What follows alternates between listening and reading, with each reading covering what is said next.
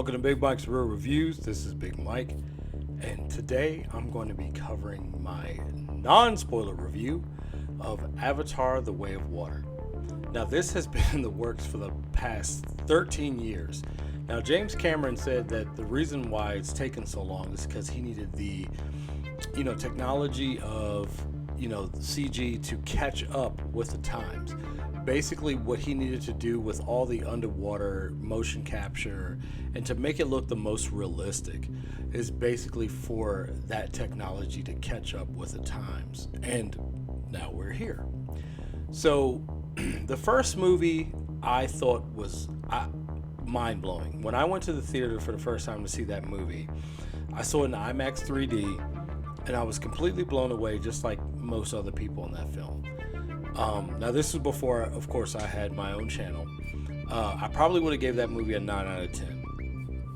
Now, this movie, after seeing it again in IMAX 3D, just to give myself the same experience as I did the first time, I will say this. Now, this is not a bad thing, but I will say this. It's not as good as the first, to me, in my opinion. But I'm going to go ahead and get it out of the way. Again, this is not a spoiler review. I would give it an 8 out of 10. But I'm going to explain my reasons why. I still thought this was a very good movie.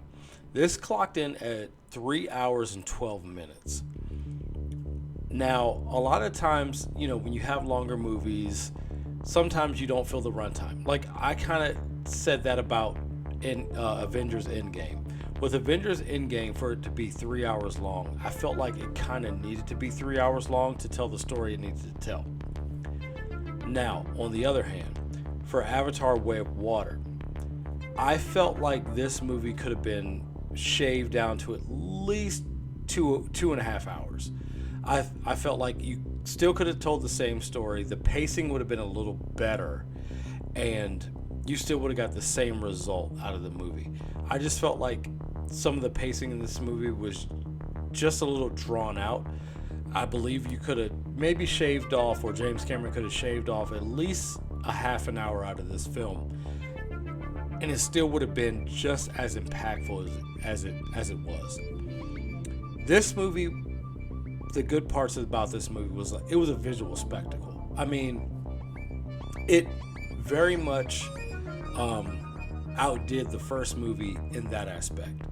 So what it did in that aspect was, like, the visuals of the first movie, of course, back in 2009 was mind-blowing. But in 2022, it actually exceeded its predecessor, which to me was a great feat.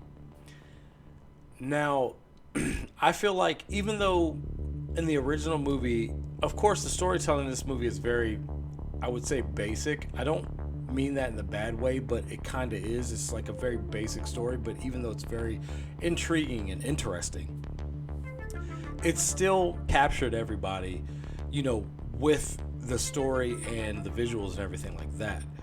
However, in this movie, I feel like the story still drug a little bit. It wasn't as good as the story, in my opinion, as the first. However, the visuals were just so much better.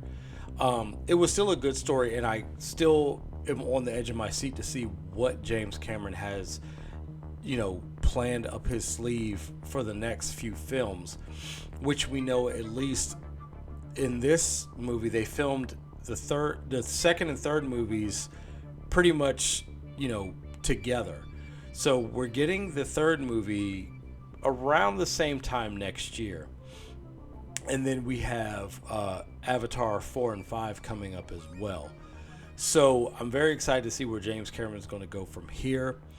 But like I said, the pacing of this movie was just, in my opinion, a little bit off. I feel like they could have shaved about half an hour off this film, and it still would have been just as impactful as it was. But overall, like I said, again, I would give this movie an 8 out of 10. I really feel like this should be a theatrical watch. I saw it in IMAX 3D. I don't think that everyone needs to see it in IMAX 3D. However, it was a very pleasant experience in IMAX 3D. And I saw the first one in IMAX 3D, so that's kind of why I did it that way. And I feel like with the rest of the movies, I'll probably still do that, just so I can get the same experience with all of the movies, just to kind of, even the whole playing field. but I still feel like this was a very good movie, even though it wasn't as good, in my opinion, as its predecessor. But with that being said, that's going to be the end of the video. I'd love to hear your thoughts in the comments down below. And if you haven't already, click that subscribe button. And if you're feeling extra generous, give this video a like. It's much appreciated. And don't forget to hit that bell to be notified of all my latest content. And once again, thanks for watching, and see you next time.